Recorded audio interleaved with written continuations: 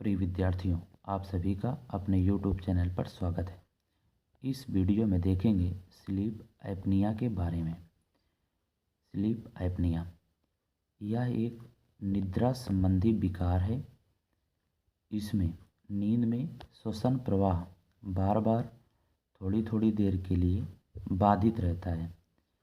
इससे प्रभावित व्यक्ति नींद में खर्राटे लेता है और पूरी रात सोने के बाद भी थकान महसूस करता है।